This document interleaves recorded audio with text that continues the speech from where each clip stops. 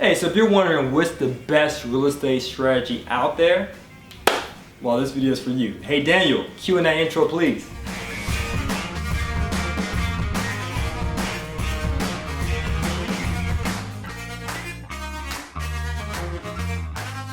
Hey, how's it going, friend? Juan Pablo here. Now, on this YouTube channel, we like to focus on the 3 pillars to financial freedom: personal finance, funding, real estate investing, with an emphasis on multi-units and multi-family properties. Again, if you're new, please like, please share, please subscribe to this video, or to this channel I should say, simply because when you do so, YouTube, Google, the algorithm does this thing to make sure they provide you with additional videos to help you get closer to your goals. So without further ado, let's dive into the topic. Now I'm going to discuss a few real estate investment strategies. There's wholesaling, there's fix and flip, there's the BRRRR strategy, and it's the buy and hold strategy. So I'm going to break all these things down to share with you one that I think is best. So let's talk about wholesaling. Wholesaling is a strategy in which you don't have to bring your credit or cash to the table. It's you being the middleman. In other words, it's you locating a deal that might be a sweet deal for someone, right? Whether it's a nice property or distressed property, pretty property or ugly property, and you're finding a seller or a buyer, someone else who wants to buy that property. It could be a buy and hold investor, or it could be someone who's a flipper. And what you're doing is you're just connecting the two. So what you're good at as a wholesaler, you're good at marketing and you're really good at networking. And then you make sure you buy low, sell it high, so that that spread ends up going into your bank account. So you might be thinking, well, wholesaling sounds really good. Well, it is, especially if you're starting out, especially if you don't have the credit or the cash starting out, but it doesn't lead to financial freedom. So I assume that ultimately when investing in real estate, you want to be financially free. You want to have passive income. So wholesaling, it can help provide you with money to go towards down payments. However, if you just wholesale alone, it won't lead to financial freedom. Now I have a lot of friends that are wholesalers. They love wholesaling, they do it all night long. The only downside is it's a job that they just own, right? And they're constantly trading their own hours for dollars. Now don't get me wrong, wholesaling is the highest per hour thing that you can do for real estate investing. It's the highest amount of money you make per hour. However, it doesn't lead to financial freedom. Now the next strategy I want to share with you is this. Oh, and by the way, if you have a video about wholesaling, just check the link below in the description to learn more. Now the next thing is fix and flip. So just like wholesaling, it is a job as well. Meaning if you don't flip, you don't eat. Now for some, flipping might be better because you might get a fatter check. Wholesaling provides you with a quick check, and then you're just getting that spread, that middle income, maybe $5,000 per deal. That's a typical spread for a wholesaler. But fix and flip, it might be upwards of 20, 30, 50,000, depending on your market and how skilled you are. Now with flipping, you're buying a distressed property, you're renovating it, you're adding some value to it, and then you're selling it. So the downside with flips, since we just discussed the upside, is that with flips, the downside is you do have to pay capital gains tax, which is kind of hefty, right? And as I shared, it's still a job that you own. And you also have to think about market conditions as well. Because even if you bought a property low, you spend a lot of money in repairs, if the market tanks like it did in 07, and then you're underwater, then what? That'd be a tough spot to be in. And with flips, depending on how skilled you are, let's say you're just starting out, you learn that there's a lot of unexpected things that happen. So of course you want to make sure you find a good program or a good mentor that shows you how to do flips. But if not, if you just go out there just trying to wing it, trial and error, you'll experience the bumps and bruises along the way. All right.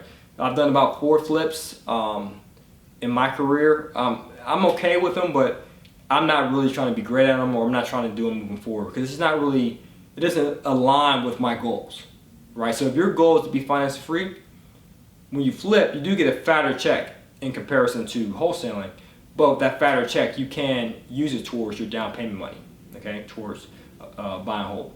Now the third strategy I want to share is this, is BRRRR. So you might say, well, I want to mix the two. I want to mix flips and buy and holds, except I don't necessarily want to sell it like a flip and pay capital gains tax. I just want to pull out the equity through a cash out refinance and still hold on to the rental. So don't get me wrong, the BRRRR strategy or fix and rent strategy is pretty good. You're getting there because it can lead to financial freedom.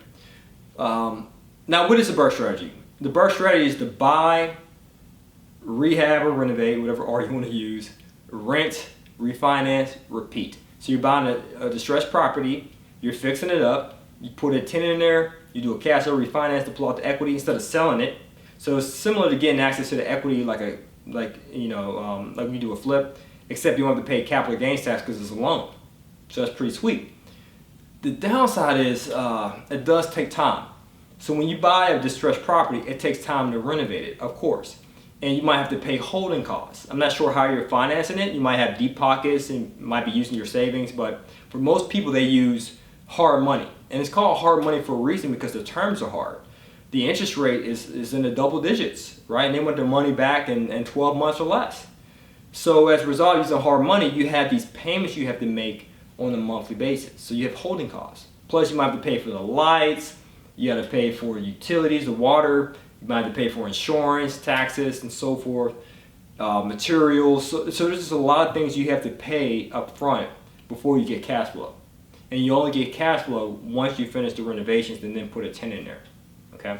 So that's the downside. And plus, it's typically used for single family properties. Not to say that you can't use the BRRRR strategy for multi-units, but most people, they use it for single family residences. Now let's get into the fourth strategy, which I prefer. And by the way, I have a video on the BRRRR strategy, so just check the link below to learn more about fix and rent. Now the fourth strategy is this: buy and hold multifamily properties, or even multi-units. Now this is my preferred. Why? Because it's a yield play. The fix and flip and the BRRRR or fix and rent strategy, those are called value plays, meaning you can only realize the cash flow from that property if you put value into it. So as I shared, you gotta spend hard money, you have a lot of holding costs up front, you have to do a lot of repairs up front. But yield plays is this: you're buying a property that's yielding cash flow day one of closing. Meaning as soon as you sign the dotted line on that closing table, voila, you're making money. You can see it's called rent prorations on the settlement statement. Now I prefer the strategy because there's really no unexpected repairs as long as you buy it right. Because if there's tenants already living there, let's say you're buying a 10 unit and there's 10 tenants already living there, it's safe to assume that it's in decent shape. It's in better shape as you can assume than a foreclosure, right? Of course there might be some hidden repairs, don't get me wrong, but if you make sure you do your proper due diligence, you will uncover those things and negotiate something about that. You might negotiate cash back at closing or for the seller to do the repairs, right? So that's one of the main benefits of buying whole. Not so much unexpected things to look out for, and you're buying a property that's already cash flowing. Because if your goal is financial freedom, you want to get as much cash flow as quickly as possible without incurring holding costs or without having to trade a ton of your hours for dollars. Because you do have to put some work up front, don't get me wrong, when buying a holding, right? You do have to outlay some cash towards a down payment and so forth. But you just do the majority of the work and the financial investment up front. And then you're reaping the rewards from that cash flow because it's more passive than those other strategies. So those are some strategies I just want to give you an overview. Of course, you can use a mixture of them. You can use wholesaling for buy and hold. You can use flips and use the capital gains you gain to do buy and holds. You can mix it up, don't get me wrong. But if your goal is financial freedom, then I encourage you, buy and hold multi-units, because some of you got to get started with residential mortgages, so that's 2 to 4 units, or buy and hold multifamily, 5 units and up, commercial mortgages. All right, guys, I got a free training for you.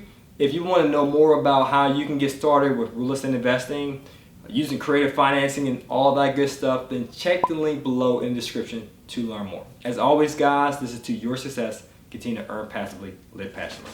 Peace.